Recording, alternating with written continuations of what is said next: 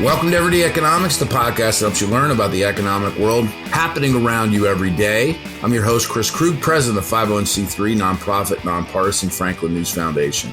Everyday Economics is a production of America's Talking Network. You can subscribe to all of our podcasts at americastalking.com.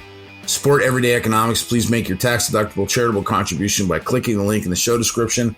We are recording this episode on Tuesday, November 7th. And join me as always, the man, Dr. Orphe Divounguy, PhD economist. Dr. O, I stumbled through my intro about 4 times before I got that right. Housing market stumbled through October. Gee whiz, sales, not so great. Prices, not so great. Not falling off a cliff necessarily, but we finally saw some, meaningful decline in the price of homes. Did we need to cool it off? We finally over the FOMO that I think was pumping up the market, over the last 18 months. Are we finally there to the point where maybe the buyer has an advantage?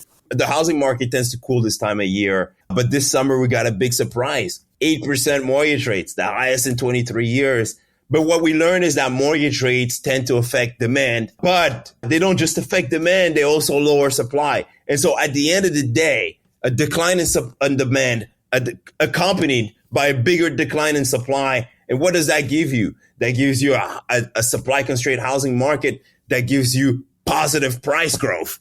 Now, of course, we're in the middle of November, and so prices fell a little bit in September and October. Things slowed a little bit, but homes are still selling very fast. Look, the typical home sold for 15 days in September, 16 days in October, more than twice as fast as before the pandemic. And that's because housing demand depends on more than just mortgage rates. Incomes adjusted for inflation have actually increased as of late, right? They had been decreasing. Incomes adjusted for inflation had been decreasing. Incomes are actually increasing again. Real incomes are actually increasing again. Millennials are still aging into home buying. They're not going away. The stock market has done remarkably well in 2023. And so all of those factors support home buying demand. So I don't think, let me say that again, I believe all the pundits that are calling for a housing crash are absolutely wrong. We got the housing demand. We got demand still exceeding supply. And on the supply side, we're starting to see supply increasing again.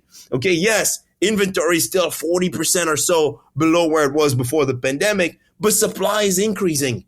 And part of that is coming from builders, right? Builders trying to close the gap. I think so long as demand exceeds supply, builders are going to continue to build homes. We got a large number of homes under construction today, the highest in 15 years. And what does that mean? Well, it helps explain why new home sales are up 34% in the past year. Right. And I think that's going to continue. Right. So, yes, we're going to see mortgage rates continue to fluctuate a lot. Right. They follow the 10-year yield. The yield's been going up. It went up at 5%, went down to 4.6%. It's back up again today. It's going to fluctuate. Right. And yes, we're probably not going to see a big drop in mortgage rates because, let's be honest, the last time mortgage rates dropped was the bursting of the dot-com bubble, the start of the financial crisis, and the start of a global pandemic. And I don't think any of those things are coming back anytime soon. I pray they don't, right? And so we're not going to see mortgage rates decline, but we're starting to see real incomes adjust up. We saw financial wealth moving up. We see demand still in the mix. We're starting to see builders still in the mix. Yes, starts have come down a little bit, but construction employment's at an all-time high and builders are still building. And so we're going to have some inventory coming up. But also we have existing homeowners, right? Supply, new listings has actually creeped up a little bit in the last couple months. So you got some homeowners that are, yes, still coming back. They wanted to move. Remember, the moves are not just predicated on mortgage rates. 40% of Americans don't even have a mortgage. And so they don't care necessarily. They're sitting on record home equity. They are moving, right? And so we're starting to see supply inch up a little bit. And I think that's a big positive for the housing market going into 2024. So I think ultimately the pundits out there calling for a crash again, who have been wrong, by the way, for 3 years, right?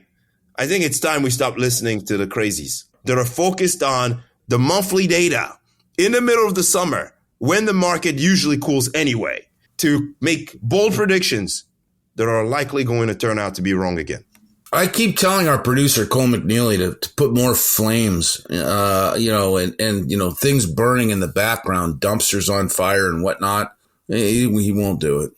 And maybe that's for the best. I mean, I think that you've been very level-headed through this entire sort of process by which we've built this show. And I think that the people who listen to us, of course, they're here to listen to you. I think they appreciate that. That's the feedback that I get, is that it's never hyperbole.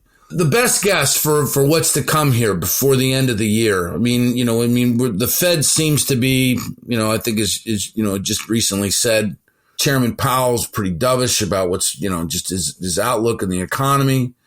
We're at this point within 45 days of Christmas, I think, or thereabouts. I mean, we're almost to the end of the year. What do you expect to see between now and New Year's Eve?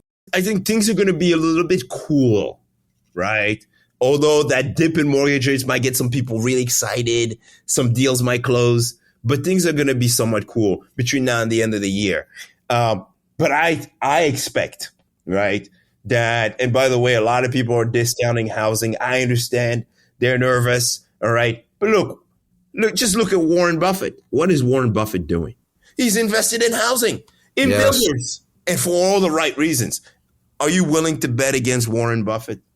Honestly, I just had a conversation with an Uber driver where I said exactly what you just said. And so no, I mean, I've in the last couple of years, my feelings about the market and everybody that had an opinion on it had grown pretty dim. My interest in new thoughts just really not there. But gosh, it's pretty amazing what he has done over the course of his career, between Warren Buffett and Charlie Munger. I mean, talk about diamond hands. They're on the all-time team. So, all right, I think that seems fair. You referenced mortgage rates, by the way. I just checked with Freddie Mac as of November 7th, the national 30-year fixed rate mortgage is at 7.76%. Nice to see a 7 on the front end. 15-year, it's 7%. So this seems a little bit more reasonable. Absolutely. So yeah, we're gonna see the volatility. There's still gonna be a ton of volatility, but it's not the only thing that matters. Housing demand depends on way more than just mortgage rates, and for homeowners, existing homeowners who had been sitting on the sidelines. Well, guess what? A lot of them don't have a mortgage in the first place, and some of them are like, well, I got all this home equity.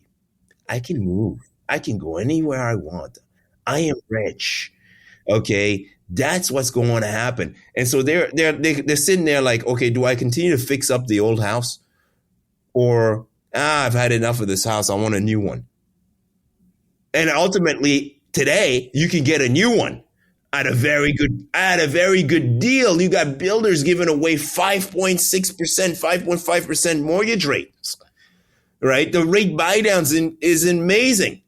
And so you can get yourself a brand new home at a very good deal below the prevailing mortgage rate because of a rate buy down from a builder. I think that's fantastic. Appreciate your thoughts as always. For Orphe Divounguy, this has been Chris Krug. Subscribe to Everyday Economics and dozens of other quality podcasts at americastalking.com.